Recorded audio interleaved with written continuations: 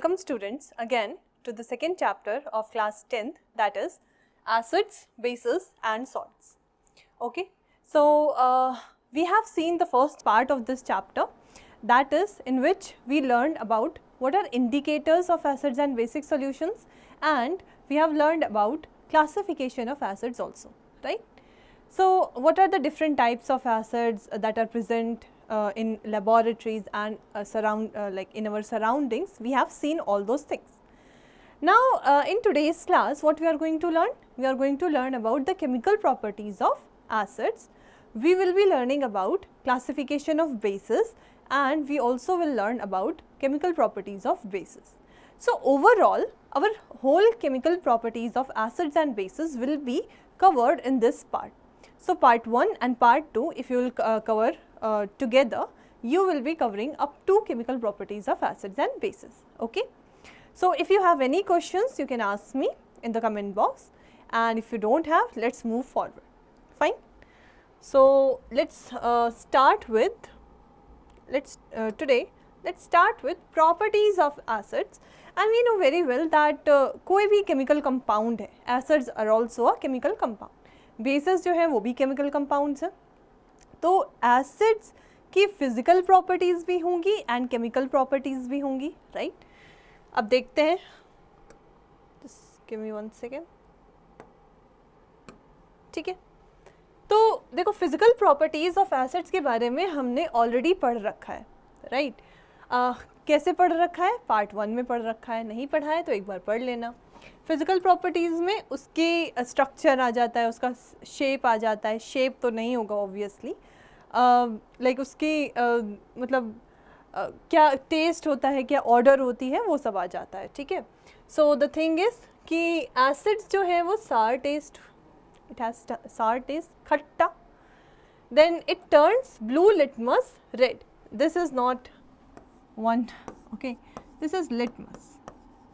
And litmus के बारे में तो हम लोगों ने फर्स्ट पार्ट में बहुत अच्छे से पढ़ा था, तो आई बिलीव कि you should know what is the meaning of blue litmus and how acid is turning blue litmus to red. ठीक है, बिकॉज एसिड्स का फेवरेट कलर क्या होता है? रेड, एंड बेसिस का फेवरेट कलर क्या होता है? Blue. Okay, fine. So next is act as electrolytes in the solution. Now electrolytes क्या होता है? कंफ्यूज होने की ज़रूरत नहीं है, I will tell you. Electrolytes, ionic compounds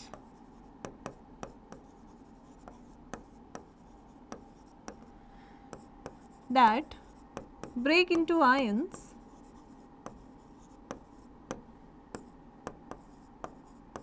in water. ठीक है, that break into ions in water simply. So electrolytes obviously acids होंगे. HCl जब पानी में जाता है तो H+ और Cl- बनाता है. That's why it will be said as electrolytes, और कंडक्ट करेंगे electricity, right. Fine. It is corrosive in nature. Acid obviously corrosive है इफ़ इट इज़ कंसनट्रेटेड और डाइल्यूटेड. एसिड्स क्या होते हैं ये मैं ऑलरेडी बता चुकी हूँ. एसिड्स अगर कंसनट्रेटेड हैं that will be highly corrosive.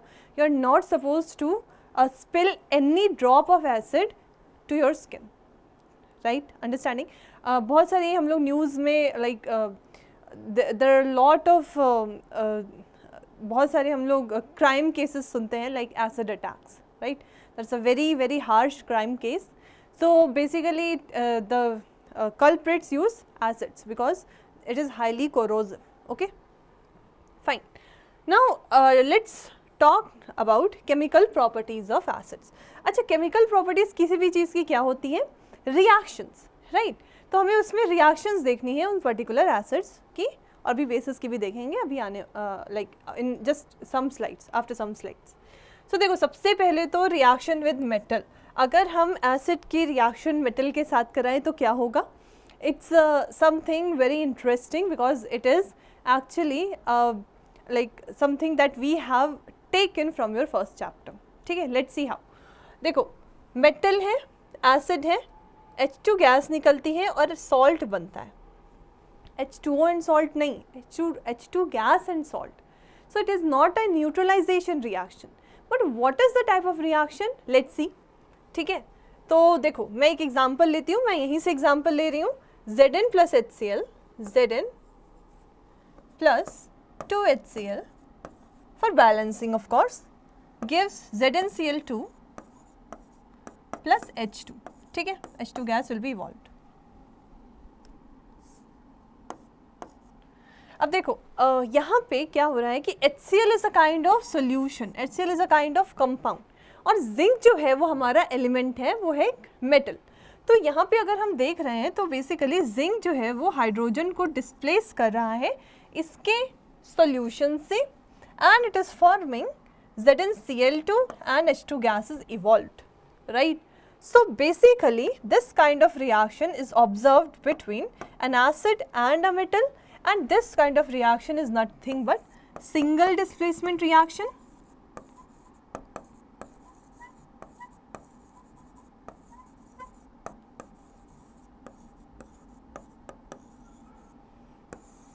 Single displacement reaction, ठीक है, गुड. सो और सिंगल डिस्प्लेसमेंट रिएक्शंस की कंडीशन क्या थी? Try to remember. Single displacement में हम ये कहते थे कि जिस भी मेटल या एलिमेंट को हमें डिस्प्लेस करना है बाय अ मोर रिएक्टिव मेटल, वो मेटल कम रिएक्टिव होना ही चाहिए. मीन्स अगर मेरा मेटल हाइड्रोजन से ज़्यादा रिएक्टिव है, then only reaction will happen.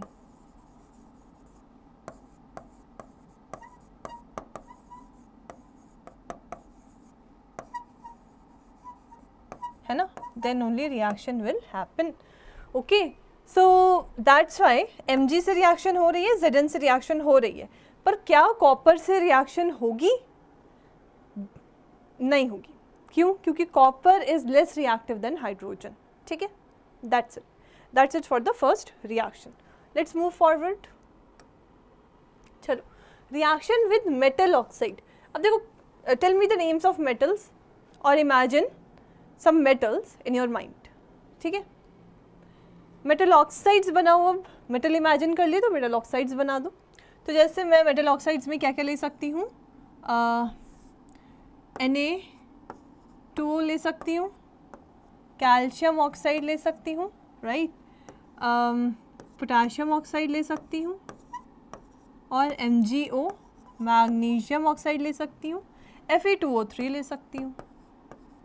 Iron oxide is also possible, ठीक है. तो अभी हमें देखना है कि रिएक्शन ऑफ एसिड्स, क्योंकि हम लोग केमिकल प्रॉपर्टीज पढ़ रहे हैं एसिड्स की, तो रिएक्शन ऑफ एसिड्स ही देखेंगे विद मेटल ऑक्साइड्स, ठीक है. अब चलो देखो, यहाँ पे जनरल रिएक्शन दी हुई है. कभी भी कोई चीज़ रट्टा नहीं लगाया जाता. जैसे ये लिखा है जनरल रिएक्शन, तो पहले इसको रट लिया, फिर एग्जाम्पल रट लिए, हो गया, ऐसा नहीं होता.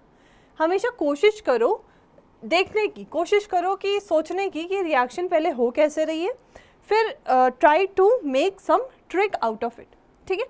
देखो क्या हो रहा है यहाँ पे. फर्स्ट रिएक्शन देखते हैं, डायरेक्ट एग्जाम्पल पे जंप करते हैं, उसके बाद हम लोग को ईजिली समझ में आ जाएगा कि जो रिएक्शन है जनरल रिएक्शन वो है क्या, ठीक है. चलो, calcium oxide is reacting with hydrochloric acid two gives CaCl2 and H2O. Okay, अब मैंने ये बोला था कि जो सॉल्ट्स होते हैं वो मेटल सॉल्ट्स होते हैं, वो क्लोराइड्स हो सकते हैं, ब्रोमाइड्स हो सकते हैं, आयोडाइड्स हो सकते हैं, सल्फेट्स हो सकते हैं, नाइट्रेट्स हो सकते हैं, फॉस्फेट्स हो सकते हैं, right. I believe you remember. So CaCl2 is also a salt and H2O is water. तो कोई भी रिएक्शन जिसमें सॉल्ट एंड वाटर फॉर्म होता है वो क्या होती है? न्यूट्रलाइजेशन रिएक्शन, है ना. चलो, अब देखो ये न्यूट्रलाइजेशन रिएक्शन है अगर, तो ये तो मुझे बहुत अच्छे से पता है कि HCl मेरा एक एसिड है, तो जो भी इसके साथ रिएक्ट कर रहा है वो बेस हो जाएगा, है ना. बेस हो जाएगा, मतलब कैल्शियम ऑक्साइड एक बेस हो गया, HCl एक एसिड हो गया. ये दे क्या रहा है? 2HCl obviously for balancing, CaCl2 and H2O. Because of this reaction, we can say that actually metal oxides are basic in nature because salt and water is formed. समझ रहे हो?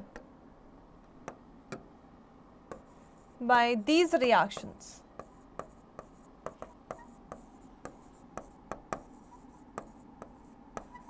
we can say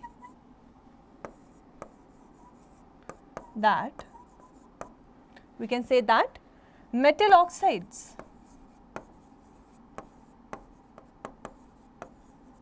are basic in nature. ठीक है, basic in nature. Okay, सो कोई और reaction देखते हैं, चलो देखते हैं. जिंक ऑक्साइड मेटल ऑक्साइड है, H2SO4 एसिड है एंड वेरी स्ट्रॉन्ग एसिड है. क्या बन रहा है, जिंक ZnSO4 बन रहा है और H2O बन रहा है. तो ये भी एक सॉल्ट है and this is also obviously water. तो जिंक ऑक्साइड भी बेस ही हुआ ना, राइट. तो ये जो रिएक्शन मैं लिख रही हूँ वो कौन से टाइप के रिएक्शंस हैं, neutralization reactions.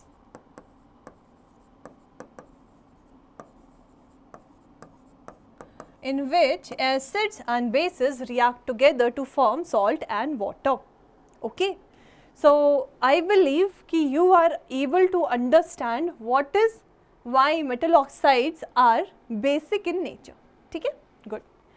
Now yeah, one more thing, this is neutralization reaction, but one more thing, one more reaction, try to find out. Yeah, of course, it would be double displacement reaction. कैसे, चलो देखते हैं. Calcium oxide को मैं यहाँ पे calcium 2+ and oxide 2- में break कर सकती हूँ. ठीक है, HCl को मैं H+ और Cl- में ब्रेक कर सकती हूँ. एक्चुअली अगर मैं इसको क्रॉस मल्टीप्लाई करूँ तो CaCl कैल्शियम और क्लोराइड का, कैल्शियम और क्लोरीन का कंपाउंड क्या बनता है, कैल्शियम क्लोराइड ही बनेगा. एंड हाइड्रोजन एंड ऑक्सीजन का क्या बनेगा, H2O ही बनेगा, है ना.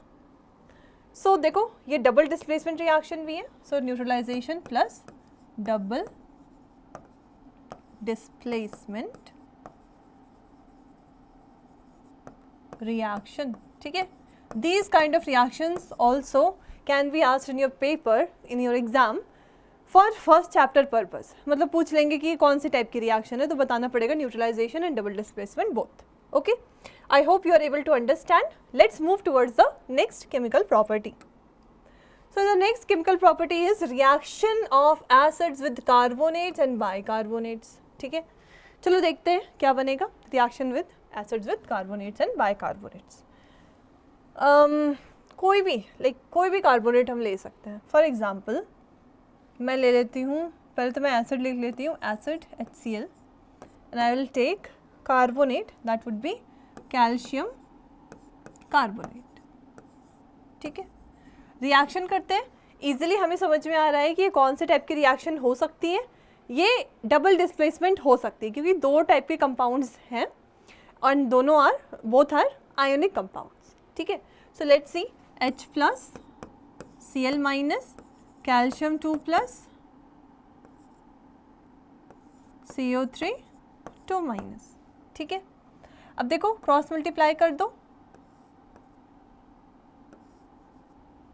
तो क्या बनेगा, hydrogen and carbonate. Hydrogen carbonate बनाना है बेसिकली, लेकिन हाइड्रोजन +1 होता है और CO3 2-. So we have to actually multiply the valencies. H2CO3 plus CaCl2, H2CO3 plus CaCl2.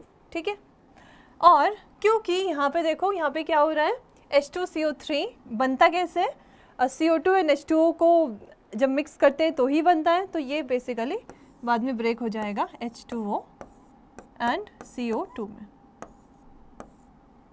ठीक है, so this is a salt, it's water, and there is also a gas is evolved here. ठीक है, सो ये जो reaction है वो होती है reaction of acid with carbonate, metal carbonate. ठीक है, and this is a double displacement reaction.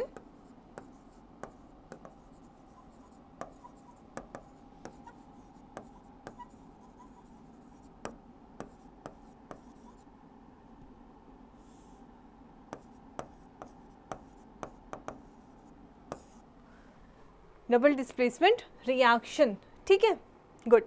अब देखो CO2 गैस इवॉल्व हो रही है, तो CO2 गैस का टेस्ट हमें कैसे पता चलता है कि कौन सी गैस इवॉल्व हो रही है?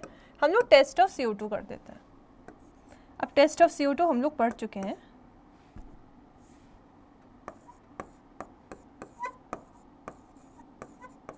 ठीक है, test of CO2 gas.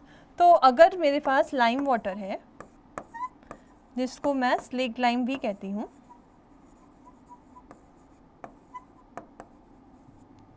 Slack lime भी कहती हूँ, तो बेसिकली अगर मैं इससे CO2 पास कर दूँ तो ये बनता है CaCO3 plus H2 and actually this is limestone.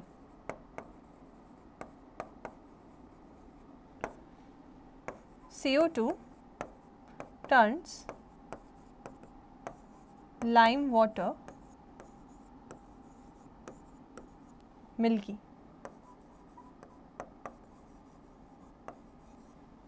ठीक है, CO2 turns lime water milky. So this is the test for CO2 gas. ये तो हम पहले ही पढ़ चुके हैं, राइट? अच्छा, जैसे ही हम लोग टेस्ट करते हैं CO2 गैस के लिए, मान लो कि टेस्ट ट्यूब है, डिलीवरी ट्यूब से हम CO2 गैस को ट्रैवल करा रहे हैं एंड लाइम वाटर के अंदर CO2 जा रहा है, तुरंत वहाँ पे टर्न लाइक मिल्कीनेस फॉर्म हो जाएगी। लेकिन ज़्यादा CO2 दे देते हो तो क्या हो जाता है, वो जो मिल्कीनेस है ना वो ख़त्म हो जाती है। अब ऐसा कंपाउंड फॉर्म हो जाता है जो डिज़ोल्व हो जाएगा किसमें, वाटर में। चलो देखते हैं, जस्ट वेट। तो ऐसा कंपाउंड फॉर्म हो जाता है जो डिज़ोल्व हो जाता है, जैसे CaCO3 में तुम H2O तो है ही, अगर CO2 पास कराते रहो तो after some time CaHCO3 2 form हो जाता है, that is calcium hydrogen carbonate.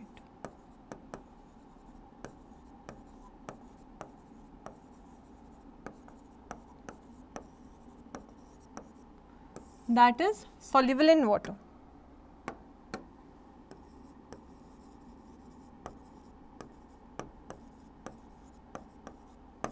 Soluble in water, ठीक है। तो जो भी टेस्ट करते हैं CO2 का तुरंत करते हैं, ऐसा नहीं कि उसको पास कराते गए और फिर बाद में देख रहे हैं कि सॉल्युबल हो गया, मिल्कीनेस आई नहीं, right? It's not like that.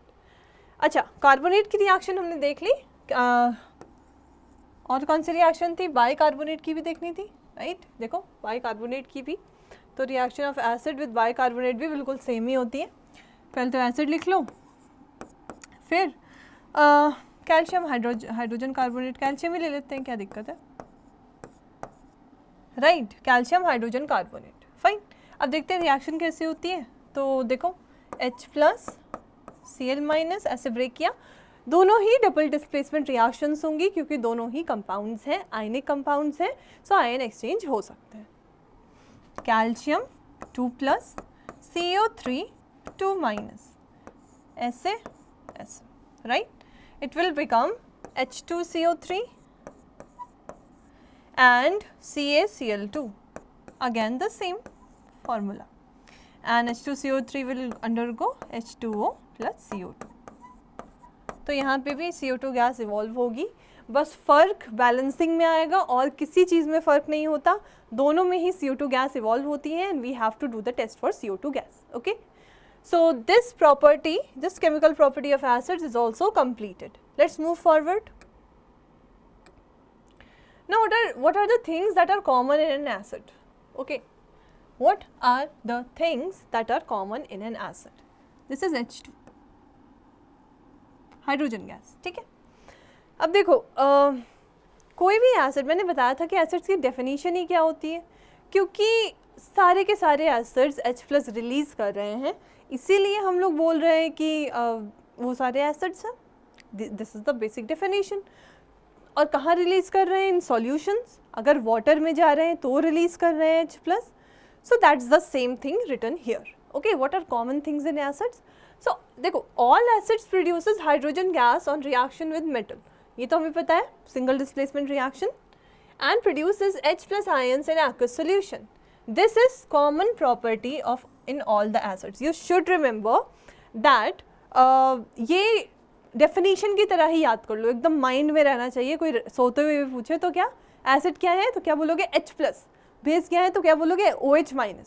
ठीक है, एकदम याद रखना चाहिए, माइंड में एकदम बैठ जाना चाहिए। फाइन। तो एसिड्स क्या, जो H+ रिलीज करे वाटर में। एसिड्स मेटल के साथ क्या रिएक्शन देंगे, तो वो क्या करेंगे, एसिड्स मेटल के साथ H2 गैस रिलीज करेंगे और सॉल्ट बनाएंगे। ठीक है, so that is not a neutralization reaction but a single displacement reaction. Fine, this is done, this is done. This is just a example. देखो HCl है ना, H+ और Cl- बनाता है वाटर में, dissolves in water.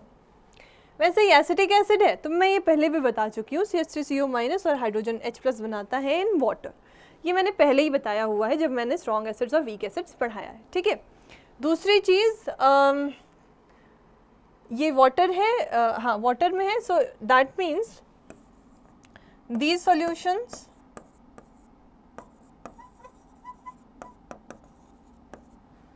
will conduct electricity also.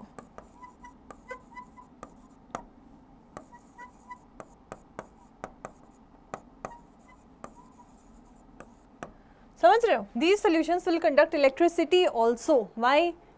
Ions है, कोई भी चार्ज स्पीशीज होगी किसी भी सॉल्यूशन में तो वो इलेक्ट्रिसिटी कंडक्ट करेगा। फाइन, चलो नेक्स्ट देखते हैं। नेक्स्ट एग्जाम्पल, कुछ क्वेश्चंस कर लेते हैं। एग्जाम्पल नंबर 1 और you can say question number 1, what is that, explain the action of dilute hydrochloric acid. If it is written dilute hydrochloric acid, it doesn't mean कि HCl और H2O लिख दो जाके, सिंपल HCl लिख के reaction करो, कोई ज़रूरत नहीं है। Fine, dilute hydrochloric acid on the following with chemical equation. ठीक है, तो हमें देखना है कि हाइड्रोक्लोरिक एसिड ये इन तीनों से कैसे रिएक्शन करेगा और रिएक्शन क्या होंगी। ओके, सो मैग्नीशियम रिबन क्या होता है, magnesium ribbon is nothing but magnesium metal only. Okay, अगर मैं इसको HCl के साथ रिएक्ट करा रही हूँ, मैं डायरेक्ट इक्वेशंस लिखूंगी क्योंकि उसी से सब कुछ समझ में आ जाएगा। तो यहाँ पे सिंगल डिस्प्लेसमेंट रिएक्शन होती है, मैंने बोला था इसको एकदम माइंड में बिठा लूँ। मैग्नीशियम मोर रिएक्टिव है हाइड्रोजन से, so it will B replacing displacing hydrogen, it will form NgCl2 and H2 gas obviously, so this will be 2. This is the balanced equation for first one. Sodium hydroxide के साथ कैसे reaction करेगा, NaOH plus HCl, तो obviously NaOH is a base, HCl is an acid. कौन सी reaction होगी, neutralisation. और इसको एक और टाइप की रिएक्शन है ये, डबल डिस्प्लेसमेंट रिएक्शन। ठीक है, so it will B NaCl plus H2O। और मैंने एक और चीज़ बताई थी, ये जो रिएक्शन होती है वो क्या होती हैं, एक्सोथर्मिक। सो अगर कोई पूछ, अभी हम पढ़ेंगे न्यूट्रलाइजेशन रिएक्शंस में पढ़ेंगे कि these reactions are exothermic. Crushed egg shells, अरे मैम ये तो पता ही नहीं है, एग शेल्स क्या होता है, एग शेल्स मालूम है, ठीक है एग शेल्स तो पता है, पर कौन सा कंपाउंड है ये तो नहीं पता। पता है, एक बार ट्राई करो, वाइट कलर का कंपाउंड है, सॉलिड कंपाउंड है, मार्वल होता है।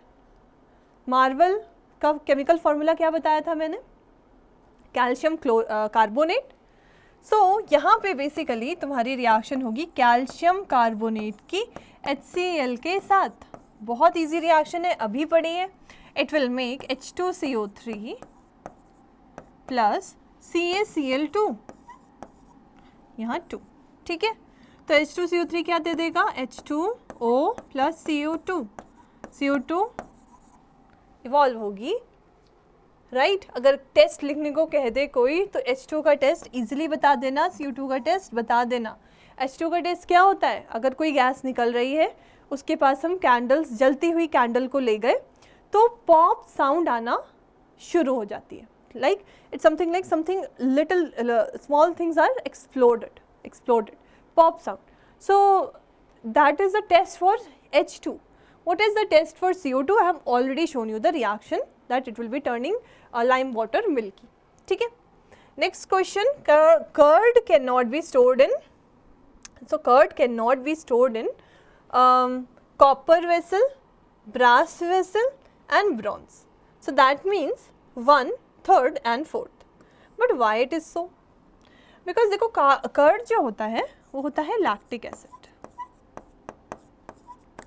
और एसिड की प्रॉपर्टीज़ होती है मेटल से रिएक्ट करने की। ब्रॉन्ज में भी मेटल है, ब्रास में भी मेटल है, कॉपर में भी मेटल है, ठीक है। ओह सॉरी, कॉपर तो खुद ही एक मेटल है, राइट। सो जो मेटल्स हैं, समझ रहे हो, जो मेटल्स हैं वो एसिड से रिएक्ट कर सकते हैं। तो हम अपने किसी भी एसिडिक सब्सटेंस को, खाने वाले एसिडिक सब्सटेंस को किसी मेटालिक कंटेनर में क्यों ही रखेंगे, नहीं रखेंगे। इस वजह से D will be the answer. Okay, that just an MCQ। Okay, let's move further. Fine, so our acids is completed. Acids के बारे में पूरी तरह हमने जान लिया कि एसिड्स क्या होता है। Okay, now let's move towards the basis. Basis is also very interesting but very easy, easy also, interesting also. Basis जो होते हैं वो कई सारी रिएक्शंस तो देते ही नहीं है, समझ रहे हो, कई सारी रिएक्शन ये देंगे ही नहीं। ये आराम से मतलब कुछ प्रॉपर्टी शो करेंगे एंड थोड़ी बहुत रिएक्शन देंगे। एक रिएक्शन होगी जो याद करने वाली होगी, बाकी सब ईजी है। लेट्स सी, चलो देखते हैं। Those substances which give hydroxide ions और hydroxide ion in their aqueous solution are called bases. क्या ये चीज़ मैंने नहीं बताई है पहले? ऐसी कोई चीज़ नहीं है जो मैंने नहीं बताई, ठीक है। This is just the definition of base. ये माइंड में रहनी चाहिए कि बेस जो है वो OH माइनस देता है, एसिड जो है वो H प्लस देता है, ठीक है। और न्यूट्रलाइजेशन रिएक्शन में बेसिकली H प्लस और OH माइनस की ही रिएक्शन होती है, तो वो मिल के H2O बना लेते हैं। That's why it is called as neutralization reaction. Okay, so bases will be giving hydroxide ions. Example NaOH, KOH, जिनके पास हाइड्रोक्साइड्स होते हैं वो बेसिस होते हैं। कुछ ऐसे भी बेसिस होते हैं जिनके पास हाइड्रोक्साइड नहीं होते, जैसे मेटालिक ऑक्साइड। कैसे पता चला metallic oxide is a base? Reaction करी एसिड के साथ, मिला salt and water. Salt and water मिल रहा है तो मतलब न्यूट्रलाइजेशन रिएक्शन। न्यूट्रलाइजेशन रिएक्शन है तो मतलब एसिड और बेस तो होंगे ही होंगे। एसिड तो पता है, पर बाकी दूसरा वाला सब्सटेंस क्या हो जाएगा? बेस हो जाएगा, ठीक है। चलो ठीक है, यहाँ देखो NaOH जब वाटर में, इन वाटर, देखो एक्वस लिखा है, एक्वस मतलब water. So in water, in water ये OH माइनस में ब्रेक होगा, KOH, K प्लस और OH माइनस में ब्रेक होगा। These solutions will also conduct electricity, will conduct electricity, ठीक है, will conduct electricity. Let's move further. देखो, अब बेसिस की डेफिनेशन पता है, लेकिन कौन कौन से टाइप ऑफ बेसिस अवेलेबल है हमारे एनवायरनमेंट में, ये भी देखना ज़रूरी है। तो on the basis of acidity, जैसे कि हमने on the basis of basicity classify किया था, एक second, on the basis of basicity हमने एसिड्स को क्लासीफाई किया था। Similarly on the basis of acidity, not acidity, it's acidity, हम लोग बेसिस को क्लासीफाई करते हैं। ओके, कैसे? एसिडिटी होती क्या है? कितने number of OH minus ions किसी एसिड के साथ रिएक्ट कर सकते हैं, समझ रहे हो, पर मॉलिक्यूल ऑफ अ बेस। मतलब कितने number of free OH minus ions will be present in पर बेस मॉलिक्यूल। एक मॉलिक्यूल ऑफ बेस में कितने number of free OH minus ions present होंगे। सो एसिडिटी की डेफिनेशन देखो क्या होती है। It is the number of H plus, sorry,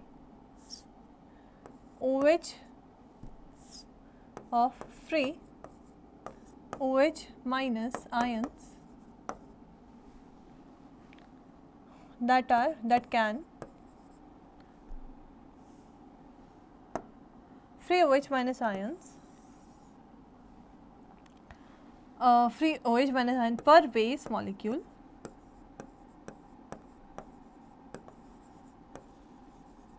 that can react with H plus, bracket में एसिड्स, क्योंकि एसिड से H प्लस देंगे तो कितने number of OH minus ion पर बेस मॉलिक्यूल्स H प्लस से रिएक्ट कर सकते हैं, that will B acidity of basis, ठीक है। अब हमेशा ध्यान रखना बेसिस की एसिडिटी होती है, एसिड की बेसिसिटी होती है in chemistry, not in the real world. चलो, तो 3 टाइप के एसिडिटी के हिसाब से बेसिस होते हैं, 3 टाइप के। कौन कौन से? Mono acidic bases, di acidic bases and tri acidic bases. ये बिल्कुल वैसे ही है जैसे हमने बेसिसिटी में पढ़ा था, ठीक है। तो देख लो कौन कौन से मेटल हाइड्रोक्साइड सिर्फ एक OH माइनस दे सकते हैं, NaOH दे सकता है, KOH दे सकता है, LiOH भी दे सकता है। So these will be mono acidic bases. Second, di acidic bases. So कौन कौन से 2 OH माइनस दे सकते हैं? Calcium hydroxide, FeOH2, MgOH2 also. So that will be diacidic basis. Now triacidic basis, so that would be AlOH3, FeOH3, है ना। तो that's it, अभी के लिए इतना काफ़ी है triacidic basis में जो 3 OH माइनस फ्रीली दे सके। So this is the classification of bases according to acidity. Fine. Next, on the basis of strength also we can divide bases, we can classify bases. So bases actually, if generally if metal is strong, it will be forming strong base. If metal is a little weaker, it will be forming weak base, ठीक है।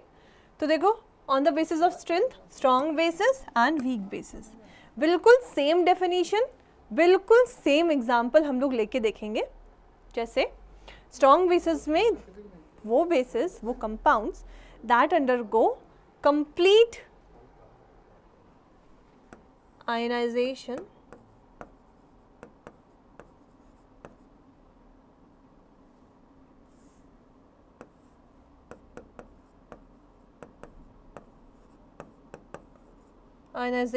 और dissociation. तो अगर कोई भी ionic compound completely ions में break हो जा रहा है in aqueous solution, it will be a strong base. कोई भी आयनिक कंपाउंड नहीं, कोई भी बेसिक आयनिक कंपाउंड ऑब्वियसली जिसमें हाइड्रोक्साइड होगा, तो that will be strong base. 100% dissociation, इसका मतलब तुम लोग अच्छे से जानते हो। एंड वीक बेसिस में दे अंडरगो इनकम्प्लीट आयनाइजेशन, मतलब पार्शियल डिसोसिएशन।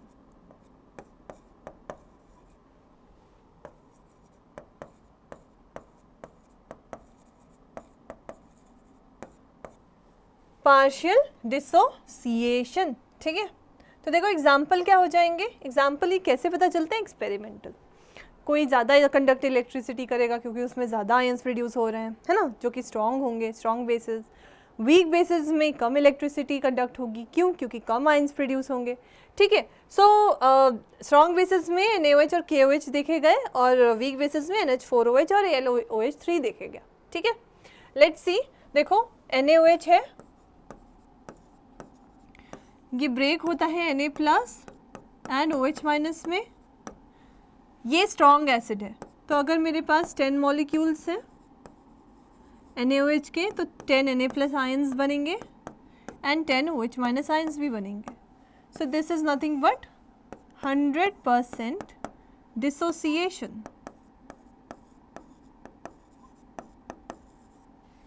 है ना। पर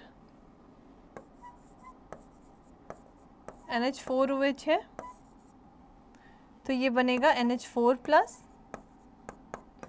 and OH minus, this is a weak base. So ये अगर मैं 10 मॉलिक्यूल्स लेती हूँ, they will be giving 5 NH4 plus ions and 5 OH minus ions. So this is 50% dissociation, partial dissociation, and that's why they will be called as weak base. ठीक है? So on the basis of strength we can divide the bases into two types, strong bases and weak bases. Why they are called so, how they are called so, we have learned. Now let's move forward. Okay, on the basis of concentration also we can divide the bases. Similarly as a concentrated acid is corrosive, concentrated base is also corrosive. Means if it is a strong base and if it is concentrated also, it will be highly corrosive. It can also burn your skin. So concentrated bases means similarly as acids in which less amount of water will be there but more amount of base. ठीक है. And diluted bases मतलब जिसमें हमने ज़्यादा water add कर दिया, तो large amount of water and less amount of base. So concentrated base का एग्जांपल ले सकते हैं. 50 ml NaOH plus 10 ml water, and इसका एग्जांपल लिख सकते हैं 5 ml NaOH इन 100 ml वाटर, हाईली डाइल्यूटेड. ठीक है, बहुत ज़्यादा पानी डाल दिया. बेसिकली डाइल्यूटेड सॉल्यूशंस में H प्लस या डाइल्यूटेड एसिड हो या बेस हो, H plus and OH minus ions कम हो जाते हैं, एंड कंसनट्रेटेड में H plus and OH minus बहुत हाई रहते हैं. इस वजह से उसे कंसनट्रेटेड कहते हैं. High number of solute particles. Okay, this is the classification of bases according to the concentration. Fine. Now let's move towards properties of bases and alkalis or alkalis. Alkalis is nothing but base soluble in water. अगर कोई ऐसा base है जो soluble है water में, so उसे हम alkali कह सकते हैं. जैसे NaOH का solution is an alkali, KOH का solution is an alkali. ठीक है. चलो, प्रॉपर्टीज़ ऑफ बेसिस में सबसे पहले तो फिजिकल प्रॉपर्टीज़ जैसे हमने एसिड्स में पढ़ी थी. इनका बिटर टेस्ट होता है. ये ऐसी कोई चीज़ यहाँ नहीं लिखी है जो मैंने नहीं बताई है. सोपी टच होता है, कोरोसिव इफेक्ट होता है, मैंने अभी बताया. Turns red litmus blue favourite colour है इनका, दैट्स वाई. इलेक्ट्रिसिटी कंडक्ट होती है क्योंकि आयंस बनते हैं. And release OH minus ions in aqueous solution. There is nothing that I haven't told you. So I believe there is no problem in physical properties, but let's see now the chemical properties. देखो यहाँ पे जो chemical properties है ना, इसमें सबसे पहले आता है अल्कली जब मेटल के साथ रिएक्ट करती है तो क्या बनाती है. अल्कली मतलब aqueous solution of base. तो बेसिकली यहाँ पे भी सॉल्ट बनता है एंड हाइड्रोजन बनता है, हाइड्रोजन गैस बनती है. सेम चीज़ बनेगी. टेस्ट करोगे गैस का तो हाइड्रोजन गैस दिखेगी, definitely it will be happening. पर यहाँ पे जो कंपाउंड बनता है वो सिर्फ ये जो अल्कली है ये कुछ ही मेटल्स के साथ रिएक्ट कर सकती है. Here alkali that is NaOH can only react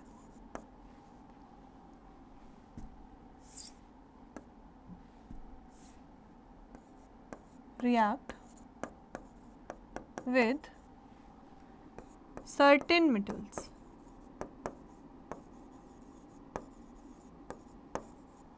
जैसे एल्यूमिनियम, जिंक, लेड. ठीक है, तो ऐसा क्यों? क्योंकि ये मेटल्स जो होते हैं वो एम्फोटेरिक होते हैं.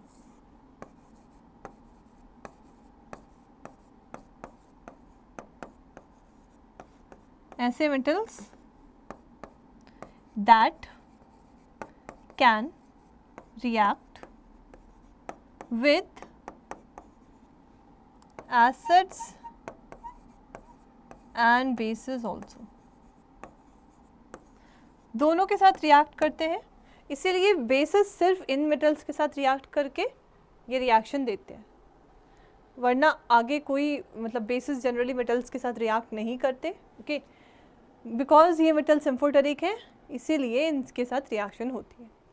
और यहाँ पे बनता क्या है देखो, सोडियम हाइड्रोक्साइड जब जिंक के साथ रिएक्ट करेगा तो सोडियम जिंकेट बनाएगा एक कंपाउंड एंड हाइड्रोजन गैस बनेगी. अब ये सोडियम जिंकेट फॉर्म कैसे होता है मैं बता देती हूँ. देखो, जिंकेट जो होता है वो ZnO2 2- होता है. तो अगर मैं सोडियम Na+ होता है, अगर मैं सोडियम जिंकेट बनाना चाहती हूँ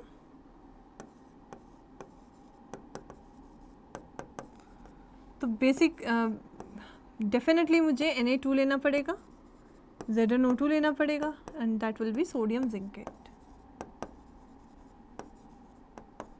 जिंकेट क्यों बना? क्योंकि जिंक मेटल इज इन्वॉल्व्ड। देखो जिंक मेटल इज इन्वॉल्व्ड इसलिए जिंकेट बन रहा है। एल्यूमिनियम मेटल इन्वॉल्व होगा तो एल्यूमिनेट बनेगा, फिर सोडियम एल्यूमिनेट भी बनाना पड़ेगा। तो देखो एल्यूमिनेट क्या होता है, इसको भी याद रख लेना।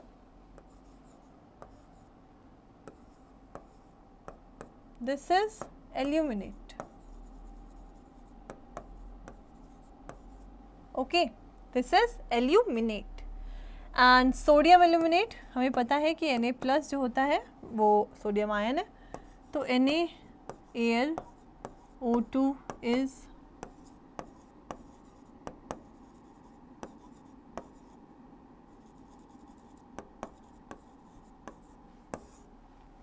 राइट। तो अगर हमारी अल्कली एल्यूमिनियम के साथ रिएक्ट करेगी तो sodium aluminate and H2 gas, and अगर जिंक के साथ रिएक्ट करेगी तो sodium zincate and H2 gas. ये रिएक्शन याद कर लो डायरेक्ट, थोड़ा मतलब ये टफ ज़्यादा नहीं है, बस जिंकेट एंड एल्यूमिनेट का ध्यान रखना है। लेड की भी ऐसी रिएक्शन होती है, कोई ज़रूरत नहीं है, इतना काफ़ी है, इट वुड बी इनफ। सो ये दो रिएक्शंस याद होनी चाहिए, दैट्स वेरी इंपॉर्टेंट। नेक्स्ट बात करते हैं नेक्स्ट केमिकल प्रॉपर्टी की, that is reaction with non metallic oxide and that is an acidic oxide. तो ये एसिडिक ऑक्साइड ऐसे ही कैसे लिख दिया मैम इन्होंने? आप बोलोगे कि मैम ये तो समझ नहीं आता, मैं non metallic oxide acidic oxide कैसे हो गई? तो दैट्स नॉट अ प्रॉब्लम, क्योंकि अगर मेटल ऑक्साइड बेस है तो नॉन मेटल तो मेटल का जस्ट उल्टा होता है, तो non metallic oxide acidic oxide हो जाएगी। इसका प्रूफ भी है। प्रूफ क्या है? ये रिएक्शन क्या कर रही है? ये केमिकल प्रॉपर्टीज ऑफ बेसिस है, इसलिए हम केमिकल प्रॉपर्टीज ऑफ बेसिस की रिएक्शन देख रहे हैं। NaOH is a base. When it is reacting with CO2, it is giving Na2CO3 and H2O. समझ रहे हो? Na2CO3 and H2O. Na2CO3 generally carbonates are considered as salt, and H2O is obviously water. So if in a reaction salt and water is forming, that means it is a neutralization reaction. हाँ चलो इतना तो समझ आया कि this is a neutralization reaction.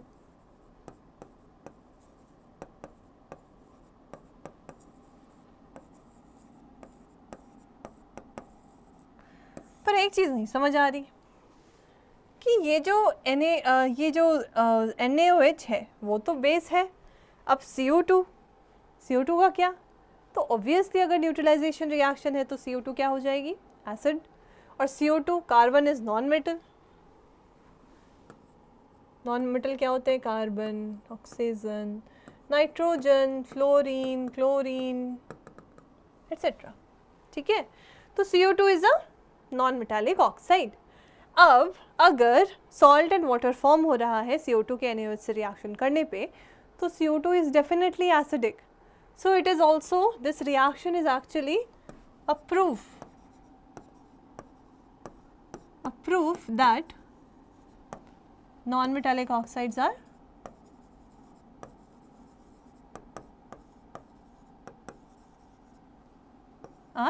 acidic. ठीक है, good. वैसे ही देखो कैल्शियम हाइड्रोक्साइड के साथ भी सेम रिएक्शन, CO2 एसिड है, कैल्शियम हाइड्रोक्साइड बेस है, CaCO3 बना, salt, NH2O is water. So that is it for reaction with non metallic oxide. ठीक है, चलो आगे बढ़ते हैं। नेक्स्ट रिएक्शन देखते हैं, एक रिएक्शन विद एसिड्स। बेसिस की रिएक्शन एसिड्स के साथ क्या होती है? बहुत important and easy, right? So acids when reacts with bases it gives neutralization reaction which form salt and water. ठीक है, ये रिएक्शंस हमने बहुत बार देखी हैं। बस एक और चीज़ मैं बता दूंगी यहाँ पे कि दीज रिएक्शंस आर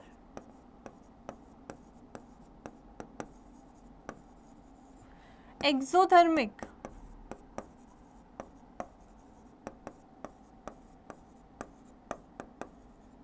ठीक है, and you know if strong acid and strong base is reacting together. Generally ऐसा देखा गया है कि जब strong acid and strong base react करते हैं तो भी ये salt plus water plus heat तो देंगे ही, और ये जो हीट आती है ना, इसकी वैल्यू देखी गई है, इसकी वैल्यू आती है 13.7 किलो कैलोरी पर मोल। मतलब अगर इतना मोल है, मतलब पर मोल, एक मोल अगर बनता है सॉल्ट का, तो 13.7 किलो कैलोरी रिलीज होती है energy. This is huge, 13.7 kilo calorie is huge, and this is exothermic reaction basically. ठीक है, सो ये रिएक्शंस हैं। देखो, NaOH is a base, HCl is an acid, NaCl H2O, heat भी निकलेगी। This is strong acid and strong base की reaction, तो 13.7 kilo calorie पर मोल निकलेगा। NaOH H2SO4, again strong acid strong base, salt and water. Hydrochloric acid, calcium hydroxide, again strong acid and strong base, CaCl2 water. ठीक है, so all these reactions that are written in front of you are strong acids and strong base reactions, and these are neutralization reactions plus exothermic reactions plus double displacement also. So neutralization तो है ही, plus exothermic plus double displacement.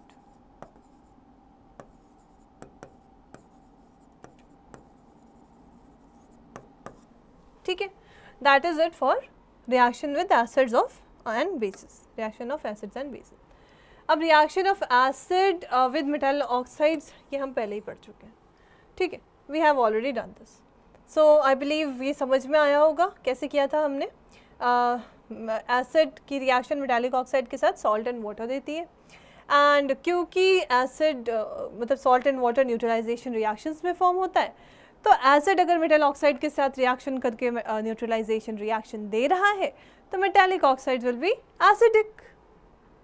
Basic, metallic oxides will be basic, correct? Fine, good. So this is just an example, see an example of NaOH, like how it will be broken down into Na plus and OH minus ions. I would like to tell you one thing, that you know Na plus and OH minus breaks like this and HCl breaks like this.